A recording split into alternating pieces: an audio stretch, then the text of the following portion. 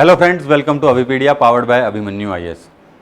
सो friends, हमने last जो video किया था, हमने यूनाइटेड नेशन की एक सीरीज स्टार्ट की थी पंजाब पीसीएस के लिए, क्योंकि पंजाब पीसीएस के अंदर political theory and international organisation एक बहुत इंपॉर्टेंट टॉपिक है और उसके लिए ही हमने ये सीरीज स्टार्ट की है। तो मैंने कहा था कि 3 से 4 लेक्चर के अंदर हम यूनाइटेड नेशंस का पूरा जितना भी सिलेबस है वो पूरा का पूरा कवर करने की कोशिश करेंगे। उसी के अंदर अपना ये दूसरा वीडियो है। थैंक यू कि आपने लास्ट वीडियो को बहुत अच्छा आपने रेस्पॉन्स दिया। तो चलिए देखते हैं कल हमने आखिर क्या पढ़ा था। और अभी तक अगर आपने चैनल को शेयर नहीं किया है या सब्सक्राइब नहीं किया है तो जरूर कर दीजिएगा और वीडियो को लाइक करना बिल्कुल मत भूलिए। चलिए, तो लास्ट लेक्चर के अंदर हमने यूनाइटेड नेशन से पढ़ लिया था कि बिफोर यूएनओ क्या था। जो हमने treaty of Westphalia, European concert, ये सब जो कंसर्ट ऑफ यूरोप, ये सब हमने पढ़ा था। ओके, लीग ऑफ नेशंस के बारे में, उसकी हिस्ट्री, वर्ल्ड वॉर 1 वगैरह सब हमने पढ़ी थी, ट्रीटी ऑफ वर्साइल्स, ये सब। ओके, उसके बाद हमने पढ़ा था ओरिजिन ऑफ यूएनओ कि आखिर जब यूएनओ बना तो पहली बार टर्म कब यूज हुई थी। वुड्रो विल्सन ने टर्म यूज की थी। ओके, और किस तरीके से इसको कब बनाया गया। 24 अक्टूबर 1945 को बनाया था। किसने बनाया था? चर्चिल ने बनाया था। फाउंडेशन रखी थी Winston Churchill, Woodrow Wilson and Stalin. Russia, USA and Britain, इन तीनों ने मिलकर। ओके, और उसके बाद हमने कुछ बेसिक इंफॉर्मेशन देखी थी कि हेडक्वार्टर क्या है और ये सब, जो कि बेसिक थे, लैंग्वेजेस क्या हैं, ये सब हमने कल देखा था। आज हम जो करने वाले हैं, आज के लेक्चर के अंदर हम करेंगे principal organs of the UNO, कि प्रिंसिपल ऑर्गन कौन कौन से हैं यूएनओ के अंदर। और इसमें हम स्टैटिक पार्ट भी कवर करेंगे, देखिए, और जो करंट अपडेट्स हैं वो भी कवर करेंगे। तो मतलब एक आपके लिए एक मास्टर ये जो वीडियो हो जाने वाला है, फिर मास्टर क्लास आपके लिए हो जाने वाली है कि एक बार आपने ये वाली क्लास देख ली, उसके बाद आपको प्रिंसिपल ऑर्गन्स ऑफ यूएनओ या फिर यूएन, और आपने पूरी सीरीज देख ली, तो उसके बाद आपको यूएनओ के लिए कोई टेंशन लेने वाली बात नहीं है। ओके, आप यहीं से डायरेक्ट जाके अपने पेपर के अंदर आप बैठ सकते हैं। तो पहला ऑलरेडी आ गया स्क्रीन के ऊपर कि पहला प्रिंसिपल ऑर्गन कौन सा है यूएनओ का। तो पहला जो प्रिंसिपल ऑर्गन है वो है यूनाइटेड नेशंस जनरल असेंबली। पहला कौन सा है? United Nations general assembly. जो सेकंड है वो है United Nations security council, one of the most important. Okay, third है, इसके बाद हम डिटेल में क्या करेंगे, अभी सिर्फ आपको लिस्टिंग बता रहा हूं। After that we will go into detail of each of us, और इसका जो रिलेटेड करंट है वो भी देखेंगे हम।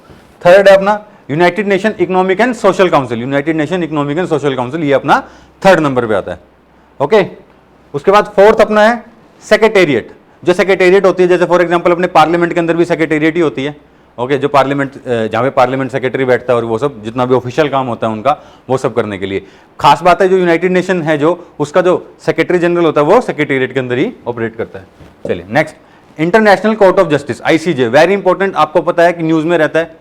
ओके, क्यों न्यूज में, हम आज देख लेंगे, सब कर लेंगे। एंड फाइनली ट्रस्टीशिप काउंसिल, ये अभी थोड़ा इतना न्यूज में नहीं रहता है। और क्यों नहीं रहता न्यूज के अंदर, क्या इसका सिचुएशन है आज के दिन, वो हम सारी की सारी हम आज कवर कर लेंगे। टेंशन लेने वाली कोई बात नहीं है। चलिए, तो स्टार्ट करते हैं सबसे पहले अपने पहले से United Nation General assembly. United Nation General assembly, okay, UNGA. तो पहली चीज जो देखिए, it is a main deliberative organ. Main deliberative, focus करना है आपने वर्ड किसके ऊपर?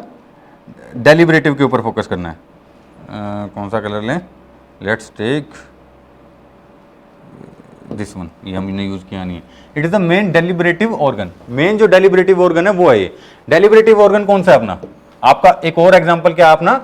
आपकी जो संसद होती है ना, वहां पे जितने भी दुनिया के अंदर जितने भी इश्यूज चल रहे हैं, पॉलिसीज चल रही हैं, जिनको डिस्कस किया जाता है। डेलिब्रेटिव का मतलब क्या हुआ? डिस्कस करना। वर्ल्ड में जितने भी इशू चल रहे हैं उनके ऊपर डिबेट करना, ठीक है, डिस्कस करना, उनके ऊपर डिबेट करना। कि देखो, जैसे अभी कोरोना का जो अभी संकट चल रहा है, तो उसके अंदर क्या है, डेलिब्रेशन जाती है, रेजोल्यूशंस पास होती हैं। ओके, इट इज लाइक कि एक पार्लियामेंट है जिसमें दुनिया के सारे जितने भी यूनाइटेड स्टेट्स के मेंबर हैं उन सबका एक एक मेंबर होता है। ओके, ये सारे के सारे वो काम करते हैं। अच्छा, ये क्या करेंगे? इंटरनेशनल पीस की भी बारे में बात करेंगे, सिक्योरिटी के बारे में बात करेंगे, डिसआर्मामेंट, ह्यूमन राइट, सब के बारे में बात करेंगे। मेन है जो सिक्योरिटी के बारे में, अगर सिक्योरिटी को छोड़ दें, किसको? सिक्योरिटी को छोड़ दें, क्योंकि सिक्योरिटी कहां जाती है? यूएनएससी के पास, यूनाइटेड नेशन सिक्योरिटी काउंसिल। अगर सिक्योरिटी को हम छोड़ दें तो जितनी भी चीजें हैं सिक्योरिटी के अलावा, ओके, जिनके ऊपर ह्यूमन राइट्स हो गया, ठीक है, सस्टेनेबल डेवलपमेंट हो गया, चाइल्ड डेवलपमेंट हो गया, जितनी भी चीजें हैं, चाइल्ड वेलफेयर जो भी है, वो सारे के सारे सोशल रिफॉर्म्स, उन सब के ऊपर जो भी डिस्कस, डिबेट और लेजिस्लेशन वगैरह जो भी पास होती हैं, वो सारा काम कौन करती है? United Nation General assembly. ये दुनिया की सबसे बड़ी ऑर्गेनाइजेशन है। ये दुनिया की सबसे बड़ी ऑर्गेनाइजेशन है, आपको ये बात पता होनी चाहिए। नेक्स्ट, अगला, इसको इसीलिए वर्ल्ड पार्लियामेंट भी कहा जाता है। Okay, it is also known as world parliament. The United Nation General Assembly is also called as world parliament, दुनिया की पार्लियामेंट है ये। ओके, क्यों? अगेन मैंने आपको बताया because it is deliberative body. Okay, और इसके अंदर composed of all member states, मैंने आपको बताया। तो कल ही मैंने आपको बताया था कि टोटल कितने मेंबर हैं इस टाइम यूएन के।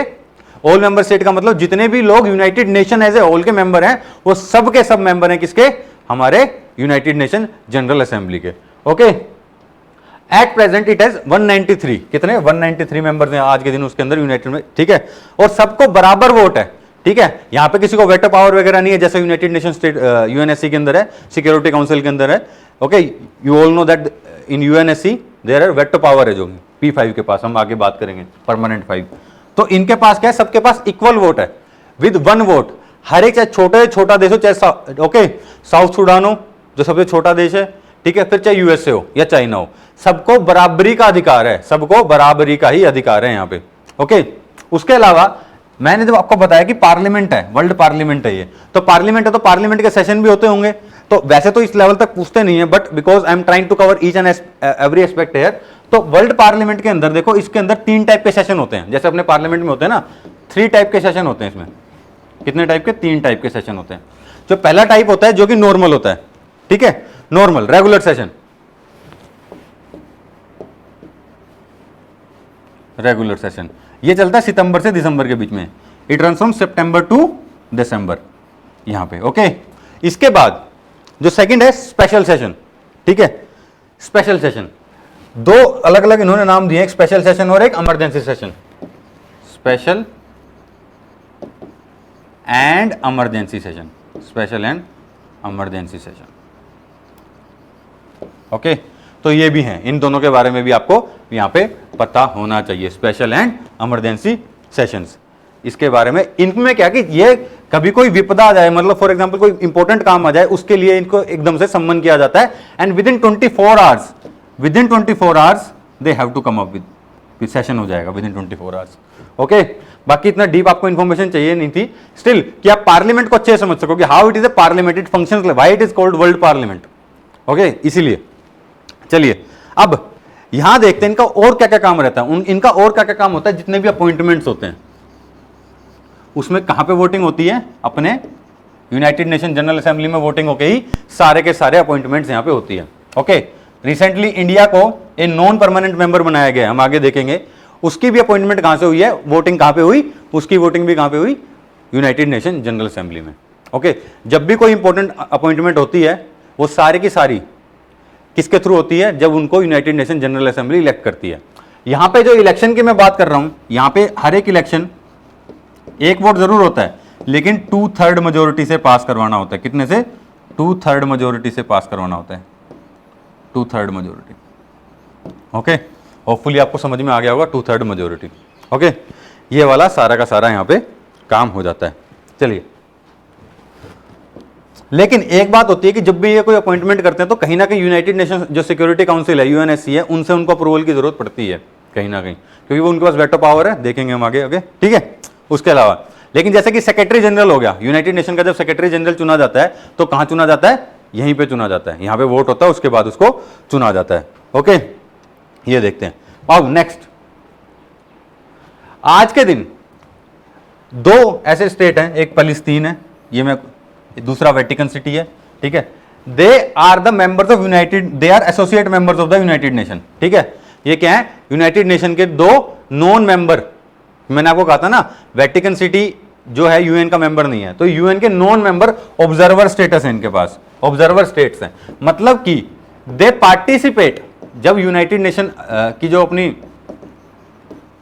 यूएनजीए की जब बैठक होती है तो they can participate it, but they can not vote, they can not vote, वो वोट नहीं कर सकते, they can not vote, this you should listen to it, they can not vote, वो वोट नहीं कर सकते, वो सिर्फ पार्टिसिपेट कर सकते हैं प्रोसीडिंग के अंदर, दे कैन नॉट वोट। अपने यहाँ पे ऐसा कौन है? Attorney general. इंडिया के जो पार्लियामेंट है उसके अंदर अटॉर्नी जनरल बैठ जरूर सकता है, वहां पे बोल भी सकता है, वही इनका है, but attorney general can not have a vote. Similarly in the case of the advocate general in the state legislative assembly. Okay, ये सारे के सारी आपको चीजें यहां पे ध्यान रखनी चाहिए। चलिए नेक्स्ट चलते हैं।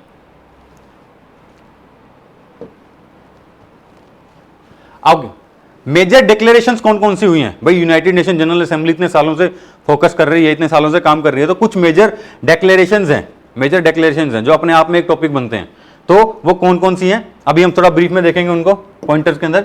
सबसे पहले 1948 के अंदर they promulgated Universal Declaration of Human Rights. Okay, Universal Declaration of Human Rights, it was a very important development, 1948 के अंदर आया था। ओके, उसके बाद 1950 के अंदर यूनाइटिंग फॉर पीस रेजोल्यूशन, ये एक बहुत इंपॉर्टेंट रेजोल्यूशन है जिसके बारे में लोगों को नहीं पता होता। देखिए, वैसे तो जितना भी सिक्योरिटी का काम है, दुनिया के अंदर शांति बनी रहे या सद्भावना बनी रहे, वो सारा काम किसका है? दुनिया को सिक्योरिटी प्रोवाइड करवाने का काम किसका है? वो काम है यूनाइटेड नेशन सिक्योरिटी काउंसिल का। वो यूनाइटेड नेशन जनरल असेंबली का काम नहीं है। Okay, it is the UNSC which is a body who deal with all this stuff, but there is an issue in United Nations Security Council, in UNSC, the P5 they have veto power। वो क्या करते हैं? उनके पास veto power है। Issue उसके अंदर ये हो जाता है कि कई बार जो P5 कंट्रीज हैं वो अपनी वेटो पावर का गलत इस्तेमाल करते हैं ठीक है, और उस वेटो पावर का इस्तेमाल करते हुए they fail in protecting, they fail in providing the security. In that case जब 1950 के अंदर Uniting for Peace resolution pass हुई कि अगर इन एनी केस अगर UNSC fails to provide security, okay, collective security, कौन सी security? Collective security. If UNSC fails to provide collective security, in that case, okay, in that case, उस case के अंदर United Nation General Assembly they will take the matters in the hands. Okay, अपने हाथ में ले लेंगे वो काम, और वो क्या करेंगे? 2/3 मेजोरिटी से रेजोल्यूशन पास करवाएंगे और जो भी डिक्लेरेशन होगी वो कर देंगे, जो भी नेसेसरी मेजर्स होंगे they will take that. Example, the biggest example and the most recent example was Crimea. Crimea को जो एनेक्स किया यूक्रेन से अलग करके, रशिया ने अपने अंदर एनेक्स किया। इन दैट केस, उस केस के अंदर क्या हुआ कि रशिया के खिलाफ कोई भी प्रोसीडिंग हो ही नहीं पाई। क्यों नहीं हो पाई? Because they have veto power. But after that UNGA, we will see in the next slide कि किस तरीके से यूएनजीए ने उसको इलीगल घोषित किया। ओके, और उन्होंने कहा कि आपने जो उस पर कब्जा किया है, ओके, जो भी आपने क्रीमिया को हथियाया यूक्रेन से, that is illegal. Okay, it is against the international order. Okay, तो इसीलिए इन्होंने ये 1950 के अंदर यूनाइटिंग फॉर पीस रेजोल्यूशन को पास किया था। नेक्स्ट इसके बाद है 2000 के अंदर जो बहुत इंपॉर्टेंट इन्होंने काम किया था, मिलेनियम डेवलपमेंट गोल्स। एमडीजीज के बारे में सुना था ना, 2015 तक क्या क्या उखाड़ना था उनको। ओके, एमडीजीज। अब उसके अंदर क्या खास बात क्या थी? एमडीजीज के अंदर एमडीजीज की बात थी कि जो बाकी सारे काम है, मैंने आपको बताया था ना, development of women, development of child, sustainable development, okay, yes, sustainable development, and finally उससे भी बड़ी बात उन्होंने क्या की थी? डिजीज को खत्म करने की। फॉर एग्जांपल एड्स के ऊपर एड्स कंट्रोल प्रोग्राम चल रहा है, पॉपुलेशन कंट्रोल प्रोग्राम चल रहा है।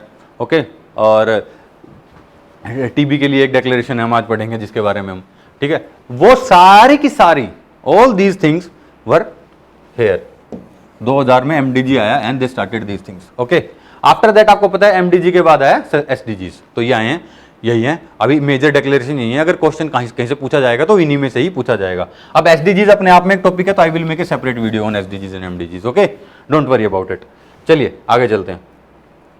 नेक्स्ट, अभी रिसेंट अपडेट्स क्या हैं यूनाइटेड नेशन जनरल असेंबली के लिए, जो आपको पता होना चाहिए अपने पीसीएस एग्जाम्स के लिए। सबसे पहली बात है कि Venezuela and Libya, they both are members of UNGA. UNGA के मेंबर हैं दोनों के दोनों, एंड एज यू नो कि जितने भी यूएनजीए के मेंबर हैं they have right to vote one nation के हिसाब से चलता है, वन वोट वन नेशन के हिसाब से चलता है। But they have been suspended from voting from the last 3 years। Last 3 सालों से उनको वोटिंग करने का अधिकार नहीं है। क्यों? बिकॉज जितना उनको फंड्स देना चाहिए, उनकी जो पेमेंट है यूनाइटेड नेशंस के लिए, वो पेंडिंग पड़ी है वेनेजुला और लीबिया की। ओके, ये पहली बात है। आपसे डायरेक्ट क्वेश्चन पूछ सकती है PPSC. Okay, Punjab public service commission आपसे सीधा सीधा क्वेश्चन पूछ सकता है कि which of the following countries has been suspended from the voting on the UNGA, और कितने सालों से? लगातार तीसरे साल उसको अभी सस्पेंड किया है। ओके, सेकंड है जो मैंने कहा था कि नेक्स्ट स्लाइड में बात करेंगे, इट इज वैसे इतना जनरल टॉपिक है ये, but when it come to India ये बहुत इंपॉर्टेंट हो जाता है। वो है united to end tuberculosis. United to end tuberculosis, ये एक इन्होंने क्या किया है, they have passed a resolution for that. Okay, it is an urgent global response to a global epidemic. एक ग्लोबल एपिडेमिक के लिए ये रेस्पॉन्स है। ओके, नेक्स्ट है India is place to eliminate the disease, कितने में? 5 साल में, before the UN development goal 2030। अब इसीलिए हमारे लिए इंपॉर्टेंट हो जाता है, मतलब कि यूनाइटेड नेशन ने विद इन एसडीजी एक ये रेजोल्यूशन पास किया, यूनाइटेड टू एंड टीबी, और उन्होंने बोला कि we will end the TB from entire world by 2030। अब इंडिया वाले लेकिन यहां क्लेम क्या कर रहे हैं? वी आर क्लेमिंग कि we will not end it by 2030, we will end it by 2025। हम 2025 तक ही यहां पे खत्म कर देंगे टीबी को इंडिया से, ये हमारा गोल है। Okay, that's why it becomes very important for us. हमारे लिए पेपर के अंदर ये बहुत इंपॉर्टेंट हो जाता है पीसीएस के एग्जाम के लिए, बिकॉज दैट पर्टिकुलर रेजोल्यूशन के अंदर कहीं ना कहीं इंडिया का कुछ स्पेसिफिक बात हो रही है, देयर सम स्पेसिफिक इशू जो कि इंडिया के बारे में वहां पे बात कर रहा है। दैट्स वाई ये आपके लिए जो डिक्लेरेशन है वो बहुत इंपॉर्टेंट हो जाती है। तो एग्जाम पॉइंट ऑफ व्यू से ये दो बहुत चीजें इंपॉर्टेंट है, आपको ये बात नोट कर लेनी चाहिए। कल को अगर मैं एमसीक्यू का सेशन लेके आता हूं तो आपको ये सारी बातें पता होनी चाहिए। ओके, चलिए नेक्स्ट,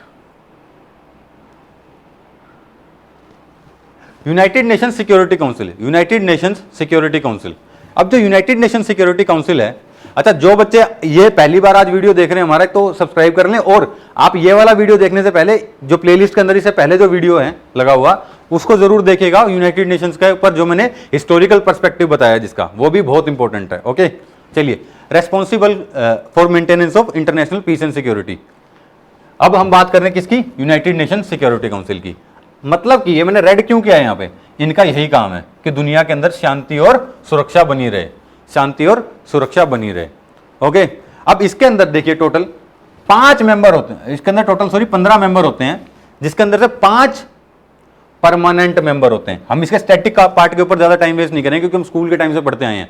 हमारा यहाँ पे मेन होगा, इसके अंदर अपडेट्स बहुत जल्दी जल्दी आते हैं, तो 2-3 अपडेट्स हैं, 4 अपडेट्स हैं, वो मैं आपको इसके साथ जो टॉपिक है वो कवर करवाने वाला हूं इसके बाद, ठीक है।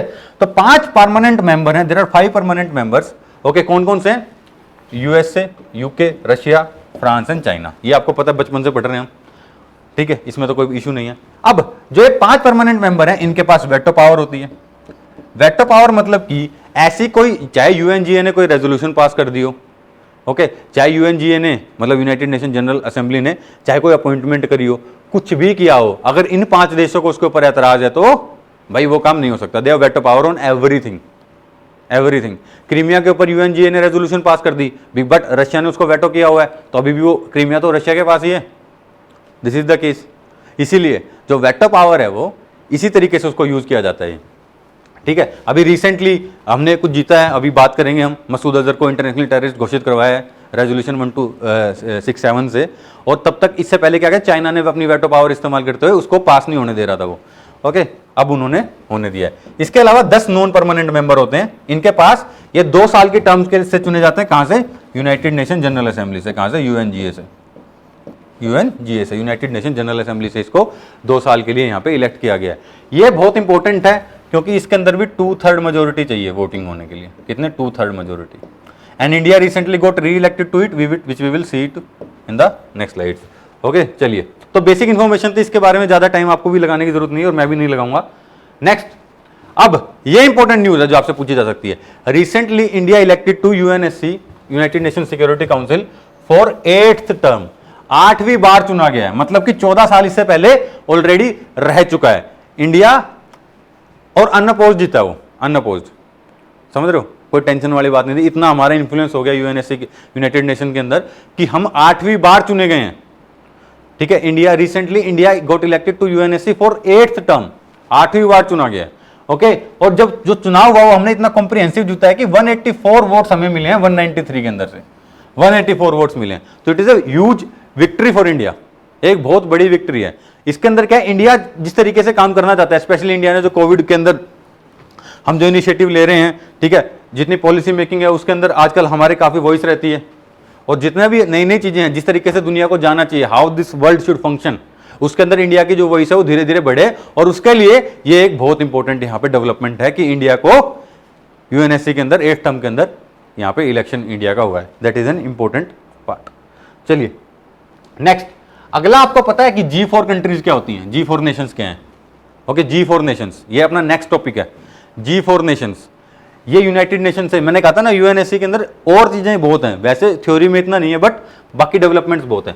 ये वो देश हैं जो कि बिड कर रहे हैं, मतलब कि वो अपनी दावेदारी पेश कर रहे हैं, दे आर बिडिंग फॉर कि भैया हमें भी परमानेंट सीटें दो। ऐसे 4 देश हैं ये दुनिया के जो कह रहे हैं कि हमें भी परमानेंट मेंबरशिप मिलनी चाहिए यूनाइटेड नेशन सिक्योरिटी काउंसिल। क्यों? क्योंकि वहां पे वेटो पावर होता है, वहां पे वेटो पावर है, इसलिए कि हमें भी हमारा देश दुनिया के अंदर इतना कंट्रीब्यूशन है कि हमारे पास वेटो पावर होनी चाहिए, हमें भी यूएनएससी की परमानेंट मेंबरशिप मिलनी चाहिए। और आपने जब से बनाया तब से यूएनएससी को एक्सपेंड नहीं किया है, तो आप अब उसको एक्सपेंड कीजिए यूएनएससी को। अगर आप एक्सपेंड नहीं करेंगे तो इसका मतलब है कि वो न्यू वर्ल्ड ऑर्डर जो आज के दिन है, जहां पे चाइना और इंडिया एक बहुत बड़े, पहले चाइना तो है ही पार्ट कि इंडिया चाइना के साथ साथ आगे बढ़ रहा है, इंडिया का इन्फ्लुएंस किस लेवल के ऊपर बढ़ रहा है। बाकी ऐसे देश हैं जो कि पहले माना कि गरीब थे, but now they have an important, they are important voice in the on the international stage in the world affairs.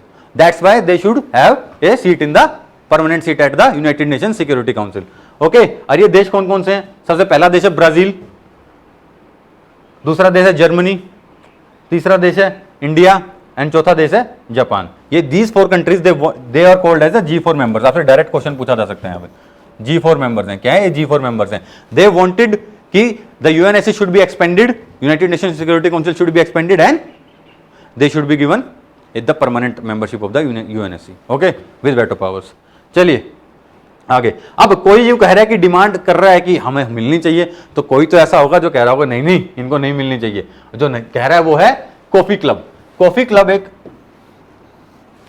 ऐसी ऑर्गेनाइजेशन है जो कि ये अपोज कर रहे हैं कि there should not be, they are opposing the expansion of permanent seats in the UNSC under the leadership of Italy. Italy ने ये स्टार्ट किया था कॉफी क्लब, और ये क्या कह रहे हैं कि भैया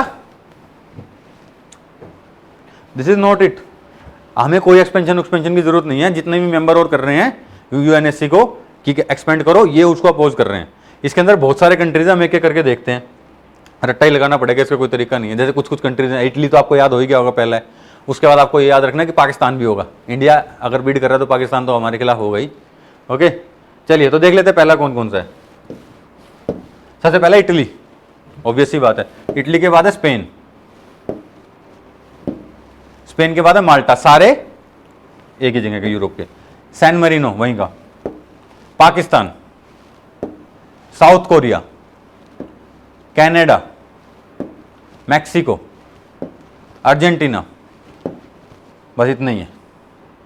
ठीक है, नहीं और भी है, कोलंबिया एंड टर्की। मेरे को भी याद नहीं, मैं आपका रट्टा ही मारना पड़ेगा। ये सारे के सारे जितने भी देश हैं, ये सारे के सारे क्या हैं? कॉफी क्लब के मेंबर हैं। Italy, Spain, Malta, San Marino, Pakistan, South Korea, Canada, Mexico, Argentina and Colombia and Turkey. ये आपको यहाँ पे इनके नाम आपको याद रखने चाहिए। ओके,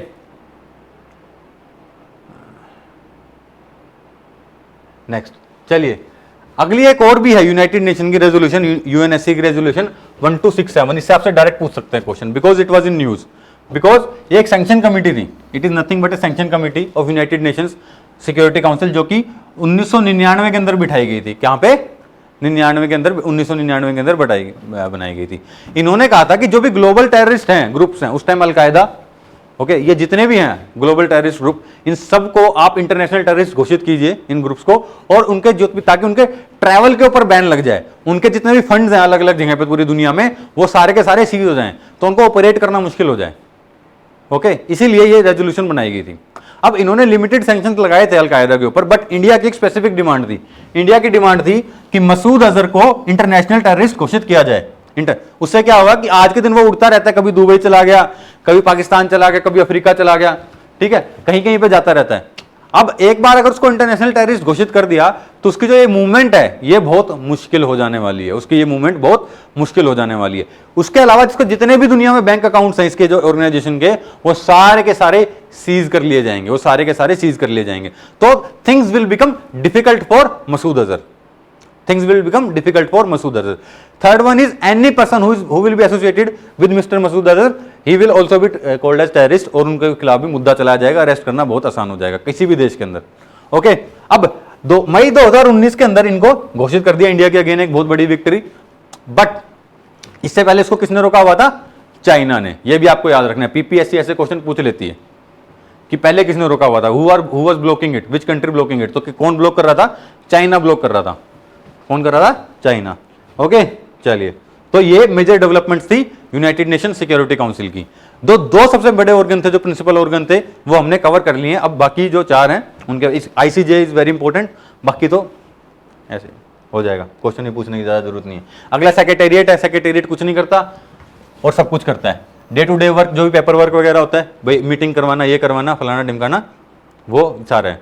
ठीक है, ये सेक्रेटरी जनरल है, इनके हेड करते हैं और पूरी दुनिया से आईसीएस ऑफिसर्स जाते हैं और वहाँ पे वो काम करते हैं। जब अपने आप आईएएस जाएंगे, आप भी डेपुटेशन पे जा सकते हो अगर आप पीसीएस बन जाते हो, दुनिया भर से आते हैं और they come and they work there on deputation.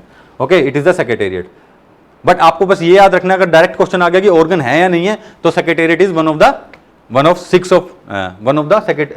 Principal organ of the United Nation. Okay, चलिए नेक्स्ट। अगला, International court of Justice. It is very important, International court of Justice is very important. Okay, क्यों important है, पहले कुछ basic देख लेते हैं इसकी। It is the principal judicial organ. Okay, जैसे अपने देश में क्या है, अब एक तरीके से आप इसको इमेजिन करो कि जो यूनाइटेड नेशन जनरल असेंबली वो क्या हो गया, ठीक है, वो हो गया अपना पार्लियामेंट इंडिया का, आप ऐसे हम देखते हैं। उसके बाद जो यूएनएससी है वो क्या हो गया अपना कैबिनेट, कि भैया जो भी क्लोज डोर मीटिंग होती है वो सारी की सारी जो डिसीजन मेन लेगा वो यूएनएससी लेता है। ओके, अब उसके अलावा थर्ड ऑर्गन क्या होगा, हमने लेजिस्लेचर कवर कर लिया, हमने एग्जीक्यूटिव कवर कर लिया, थर्ड चीज हम क्या कवर करेंगे, थर्ड चीज होगी अपनी judiciary, justice, principal judicial organ of the United Nation. और इसको हम क्या कहते हैं, वर्ल्ड कोर्ट कहते हैं। इसको क्या बोलते हैं, वर्ल्ड कोर्ट। ठीक है, इसको क्या कहते हैं, वर्ल्ड कोर्ट। अगली चीज, it is the only principal organ, 6 है ना, it is the only principal organ which is situated outside New York. मतलब बाकी सारे हैं वो सारे के सारे न्यूयॉर्क के अंदर उनके हेडक्वार्टर हैं, बट ये कहां सिचुएटेड है, ये पीस पैलेस द होग नीदरलैंड के अंदर, ये वहां पे सिचुएटेड है, आपको पता होना चाहिए। चलिए नेक्स्ट, इट इज प्रेसाइडेड, ठीक है, प्रेसाइडेड के और ओवर के बीच में स्पेस है यहाँ पे, इसको थोड़ा देख लेना। ठीक है, it is presided over by 15 जजेस, 15 जज होते हैं और वो सारे इकट्ठे बैठते हैं। इसमें यूं नहीं कि 3 जजों की 5 बेंच बना दी, ना ना ना ना, 15 जज इकट्ठे बैठते हैं और वो अपने ओपिनियन देते हैं। ठीक है, और इसमें तो जज चुना जाता है वो कितने सालों के लिए चुना जाता है, 9 सालों के लिए, और वो बार बार इलेक्ट भी हो सकता है, कोई टेंशन नहीं है इसका, एक जज कितनी बार भी इलेक्ट हो सकता है। ओके, अभी इसके अंदर है कि जो 15 जज होते हैं उसमें से जो P5 मेंबर्स हैं, जो सिक्योरिटी काउंसिल के 5 मेंबर हैं परमानेंट वाले, ओके, उन सब के वहां पे क्या होंगे, हमेशा के लिए वहां पे जज उनके होंगे ही होंगे। बाकी अलग अलग जगह से जाएंगे, लेकिन जैसे एशिया से जाएगा, इधर से जाएगा, बट P5 कंट्रीज के वहां पे होंगे ही होंगे। ओके, चलिए नेक्स्ट। ओह, दिख नहीं रहे इसको,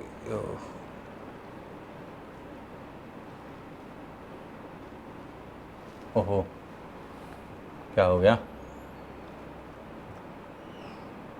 यस, तो P5 मेंबर्स के वहां पे जज होंगे ही होंगे। अब इसके बाद याद रखना कि जो ये कोर्ट है ये कभी किसी इंसान के खिलाफ मुकदमा नहीं चलाता, ये सिर्फ सेटल करता है डिस्प्यूट, किसका, लीगल डिस्प्यूट सेटल करता है, किस किस के बीच में, देशों के बीच में। आप किसी पर्टिकुलर पर्सन के ऊपर अगर केस करना चाहते हो तो आपको कहां जाना पड़ेगा, criminal, international criminal court of justice है जो उसके अंदर आपको यहां पे जाना पड़ेगा। यहां पे आप नहीं कर सकते, यहां पे सिर्फ और सिर्फ क्या होगा, अपना डिस्प्यूट होंगे जो नेशंस के बीच में, वही होंगे बस। मतलब कोई पर्टिकुलर पर्सन के ऊपर आप यहां पे केस नहीं कर सकते। ठीक है, जैसे अपना सुप्रीम कोर्ट है वो पर्सन के खिलाफ भी केस सुन सकता है, आपकी भी दलील सुन लेगा, and they also settle dispute between the various parts of the government as well as states, but this is not the case with the international court of Justice, it only deals with the states only. Okay, उसके बाद ICC international criminal court, वहां पे आप जाके किसी particular person के खिलाफ report कर सकते हैं और वहां पे केस चला सकते हैं। ठीक है, अब अपडेट क्या है, इंडिया के साथ क्या है, इंडियन हो गया, यहाँ पे इंडिया होना चाहिए था, सॉरी। ठीक है, इंडिया एंड आईसीजे। अब ये क्या है, जो इंडियन जस्टिस है, जो इंडिया का एक हमारे एक बहुत बड़े एक नाम है जो कि बार बार वहां पे इलेक्ट हो रहे हैं। ठीक है, Dalveer Bhandari, he was reelected as the जज of the international court of justice. Okay, याद रखना। दूसरा, इंडिया ने क्या अपडेट लिया था वहां से, कि इंडिया ने, जो आपको पता है कुलभूषण जाधव के बारे में तो आपने सुना ही होगा, he is an Indian who was in the captivity, who is in the captivity of Pakistan. India ने वहां पे प्ली जीत ली है और अभी तक उनको फांसी नहीं दे पाए हैं। दे वर प्लेइंग अगेंस्ट की they have not given the counsellor access, मतलब कि उनको कोई वकील नहीं प्रोवाइड किया गया, कुछ भी प्रोवाइड नहीं किया, और आपको उनको डायरेक्ट क्रिमिनल कोर्ट में, अपने मिलिट्री कोर्ट से फांसी की सजा दिला रहे हैं। इस बात के ऊपर इंडिया वहां गया और इंडिया वहां पे जीता। तो ये दो इंडिया की डेवलपमेंट्स है आईसीजी के अंदर, ये आपको पता होनी चाहिए। ओके, चलिए आगे बढ़ते हैं। नेक्स्ट, अदर अपडेट्स कौन कौन सी आईसीजी के अंदर के पास? तो पहली जो अपडेट है वो है कि अपने जो नोबेल लॉटरेट हैं, ठीक है, ऑंग सान कोई, आपको पता है उनको पीस प्राइज मिला हुआ है। और लेकिन अभी recently international court of justice ने क्योंकि वो रिप्रेजेंट कर रहे थे उनको, तो म्यांमार गवर्नमेंट को, किसी कोई पर्टिकुलर पर्सन के ऊपर कभी नहीं करते, उन्होंने उसको लीगली रेस्पॉन्सिबल बताया है जो उन्होंने मिलिट्री एक्सेसिस किए हैं। आपने रोहिंग्या मुसलमानों के साथ जो म्यांमार ने जितने भी मिलिट्री एक्सेसिस, मतलब कि मास जेनोसाइड किया, उनको नरसंहार किया उनका जो, और उनको भगाया वहां से, उसके खिलाफ म्यांमार वहां केस हार गया है। क्या हो गया? वो हार गया केस। ओके, उन्होंने कहा कि you have to take the legal responsibilities of the death which are, ठीक है, which are done by the military, जो मिलिट्री ने किया। ओके, कौन सी मिलिट्री? म्यांमार की। नेक्स्ट, उसके अलावा एक और इंपॉर्टेंट आया था इशू, आपने डिएगो गार्सिया के बारे में सुना है? Diego Garcia was in naval port, एक वो वहां पे था, मिलिट्री पोर्ट था, नेवल एयरफोर्स का वहां पे स्टेशन भी था, कहां पे? यूएसए का। लेकिन जो चैगोस आर्किपेलागो इंडियन ओशन के अंदर, वो उसके ऊपर कब्जा किसका है? उसके ऊपर कब्जा यूके का। अब ध्यान में रखना, यहीं पे ही ये लोग अपना इन्फ्लुएंस दिखाते हैं। जो ये वाले जजमेंट है ना, चैगोस आइलैंड वाली जजमेंट जो बताने वाला हूं, ये एडवाइजरी है। क्या ये एडवाइजरी जजमेंट है? इसमें कुछ कर नहीं सकते। इन्होंने क्या कहा आईसीजी ने? ICG stated that the UK government is under an obligation, कि उनको करना चाहिए to end the administration of the chagos archipelago, मतलब कि भैया आप छोड़ दो उसको, बात खत्म। तो जो मिलिट्री बेस है, एयरफोर्स बेस है, जो भी यूएसए का, उनका बहुत इंपॉर्टेंट एक डिएगो गार्सिया के ऊपर बेस है वो, ओके, जो कि चैगोस आइलैंड के ऊपर है, वो उनको छोड़ना पड़ेगा, ऐसा आईसीजी ने बोला है। ओके, तो ये दो बहुत इंपॉर्टेंट अपडेट्स हैं। आप प्लीज मैप के अंदर जरूर देखिएगा कि कहां पे ये पड़ता है island. Okay, it is in the south Indian ocean. चलिए नेक्स्ट, जो अपनी इंपॉर्टेंट ऑर्गेनाइजेशन है, मतलब हम आगे अगला जो प्रिंसिपल ऑर्गन है वो है ट्रस्टीशिप काउंसिल। जो ट्रस्टीशिप काउंसिल है, it was form to provide an international supervision for 11 trust territories, मतलब कि ये ट्रस्ट टेरिटरीज है। मैं आपको इस पूरी उसका मेंबर स्टेट एक बार पढ़ लेते हैं, then I will give you the detail explanation of that had been placed under the administration of the member state to prepare the territories for the self government ये एंड इंडिपेंडेंस। ठीक है, अब इसका सारी कहानी इतनी है कि देखिए, जब 1945 था तो उस टाइम क्या था कि दुनिया के बहुत सारे देश थे वो गुलाम थे। उन दैट केस कई बार ये होता था कि देखो, ऐसा हुआ भी है, अफ्रीका के अंदर भी कई ऐसे देश थे जहां पे अगर उनको आज़ादी दे दी जाए तो they can not function by themselves, उनकी हालत इतनी खराब थी, कोई लिटरेसी रेट नहीं है, लीडर्स नहीं है।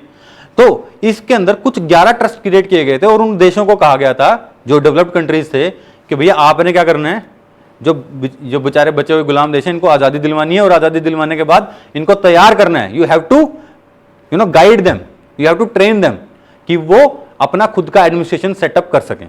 अब हुआ ये कि अब आते आते तक सारे के सारे दुनिया के जो देश हैं वो इंडिपेंडेंट हो चुके हैं। ठीक है, लास्ट जो इंडिपेंडेंट था वो था पलाऊ, जिसको किया गया इन पलाऊ। ओके, ये कंट्री था। उसके बाद 1994 के बाद ट्रस्टीशिप काउंसिल का कोई महत्व नहीं बचा, अब कोई देश गुलामी नहीं है, पेपर पे तो नहीं है एटलीस्ट। ओके, दैट्स वाई जो यूएन है उन्होंने सस्पेंड कर रखे ऑपरेशन इसके 1994 से। ठीक है, but it continues to exist on the paper, इसीलिए हम आज पढ़ रहे हैं इसको। It continues to exist on the paper, paper पे है लेकिन अब कोई स्टाफ नहीं है, कुछ नहीं है, ट्रस्टीशिप काउंसिल कुछ नहीं है आज के दिन। ओके, ये बस इतनी सी बात है। नेक्स्ट है जो last, I think we have missed, एक मैंने मिस कर दिया है, वो मैं आपको ऐसे ही पढ़ा देता हूं। ठीक है,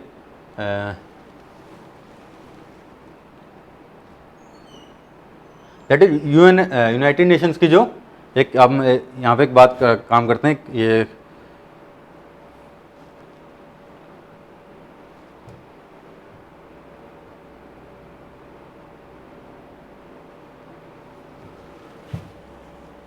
हाँ, एक व्हाइट बोर्ड ले लेते हैं यहाँ पे, और हम आपको एक और जो लास्ट ऑर्गन बच गया, United Nations economic and social council. वैसे तो इतना इंपॉर्टेंट नहीं है वो, बट वो रह गया, आई थिंक स्लाइड मिस हो गई उसकी, तो चलिए उसको भी हम देख लेते हैं। United Nations economic and social council. अब ये देखिए, जो वैसे तो मैंने बनाई तो थी स्लाइड, आई डोंट नो कैसे रहेगा, बट स्टिल कोई बात नहीं, चलिए विल मैनेज।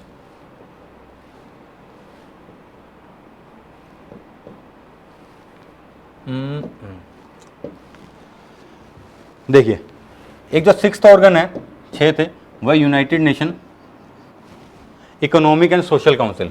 कौन सी? Economic and social council. Economic and social council. Economic and social council. Okay, full screen कर लेते हैं इसको। United nation economic and social council, ये है अपनी यहाँ पे बात। अब खास बात ये है, ये भी थोड़ा हमारे लिए इंपॉर्टेंट हो जाता है, इसको इसलिए मैं मिस नहीं कर सकता था, that's why I am covering it.